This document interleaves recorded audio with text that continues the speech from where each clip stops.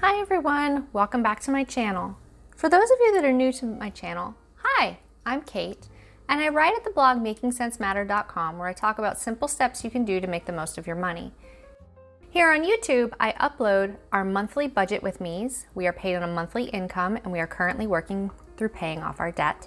And I also upload plan with me's from time to time. Today, I'm going to be going through 6 tips for planning using a monthly spread while I set up my May 2021 calendar. Yes, planning and money management, frugal living, they do go hand in hand. When I'm able to better plan ahead, I am better prepared for what may come my way. And that's just not with the normal monthly bills, but this also goes into project planning, planning the garden, planning family trips and family-oriented things, appointments, and just overall life in general. Now, I'm not perfect at it. I am human. I do make mistakes, but when I am able to plan ahead, I am better prepared.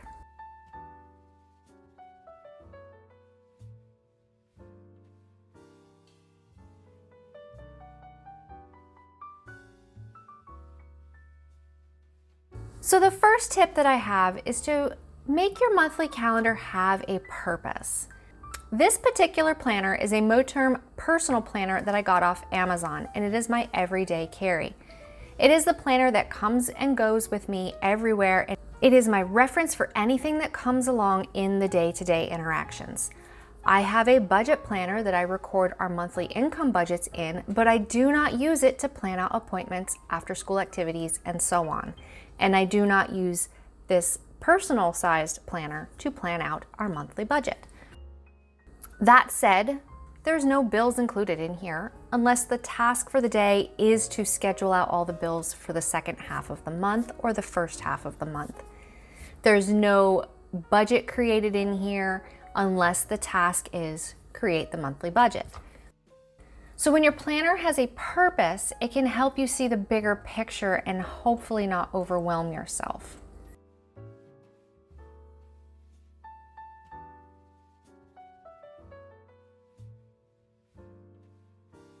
The second tip I have is to use color coding. If you've seen my budget with me's, you'll know that my brain works wonderfully with color coding. It's how I differentiate budgeting categories on our monthly paycheck breakdown and in our expense tracker. I know that when I see light blue, it's our pet category, orange is our fuel category, and so on. But actually, color coding does really well with everybody's brain. Color coding can help you focus on one specific thing at one time. So the coral color that is on my monthly spread is what I use for appointments. I know that if I'm scheduling another appointment, I don't want it to overlap on a day that already includes this coral color. Now this may be different for you, but living as rural as we do and traveling as far as we do for certain appointments, the only time they actually overlap is if I'm in the same location for back-to-back appointments or if I'm in the same town. Again, this may look different for you depending on where you live, but for us, I know I don't need to be overbooking myself. Another way you can color code is using different colored pens. In my passion planner, I would use purple to designate appointments and everything else like reminders, activities, and so on were in blue. The trick here is to not overdo it when it comes to color coding.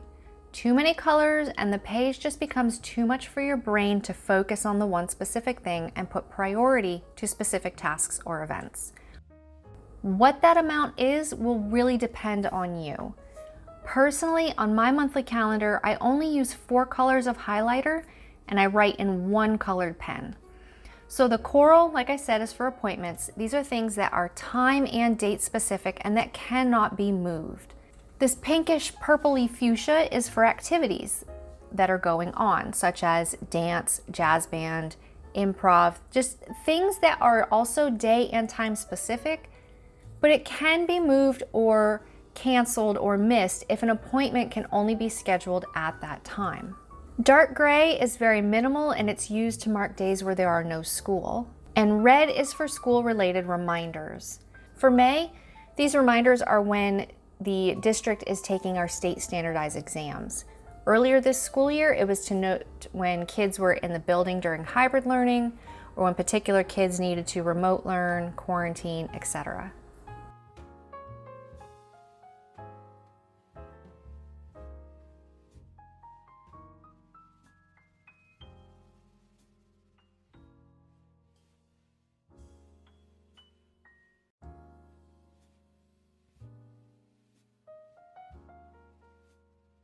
So my third tip is to use icons as reminders.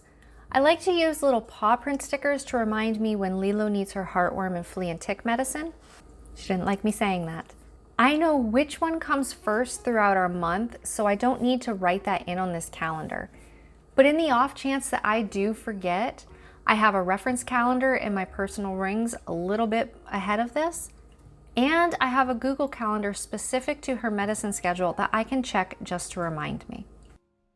I also like to mark when our Chewy auto ship is set to ship out, so that way I can revise it as necessary before it ships. Also, our trash gets picked up every other week. Now, recycling is something that we have to drive down to the nearest recycling center, but that's not the case with our trash. I use these little trash icons to remind me the weeks that we need to put the trash can out. I know that I do this on Thursdays. I know pickup is Thursdays, and I could honestly put it on the Thursday, but here I'm utilizing the sidebar for reminding me that trash pickup is that week. And that brings me to my next tip. Use the notes sections and the sidebar of your monthly spread to notate things. I use the spot at the bottom of this calendar to notate when dance classes are, when our times for pictures during dance week are off on the side.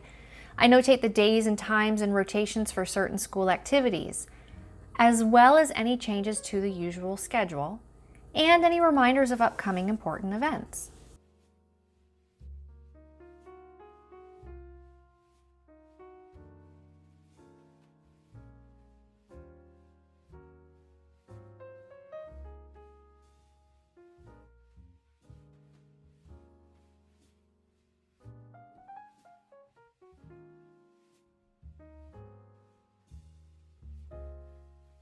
My fifth tip is to pencil it in.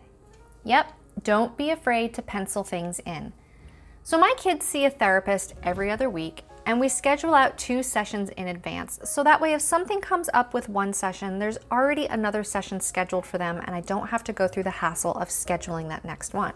So I do know their schedule nearly a month in advance.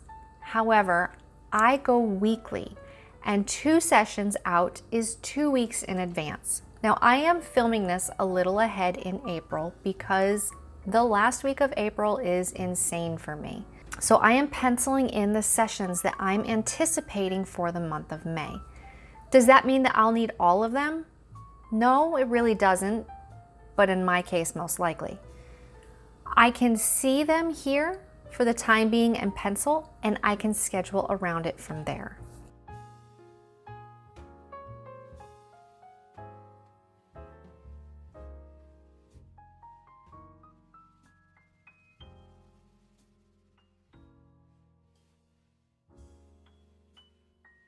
And my final tip is, if you're decorating, to have a theme and keep it light.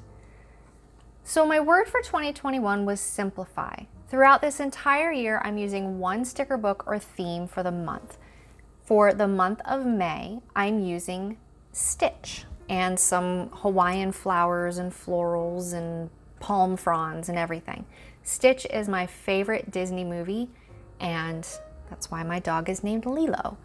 But May is also my birthday month, so I'm kind of just combining my favorite movie and my birthday month to give me this theme. But sticking with one theme for the entire month has not only helped reduce the amount of sticker vomit that happens on my planning pages and help me be more functional, but it also just helps give a little bit of extra to the page. Having one specific theme for the entire month helps reduce my anxiety and decision fatigue by a lot. And I think everybody needs less anxiety in their lives right now.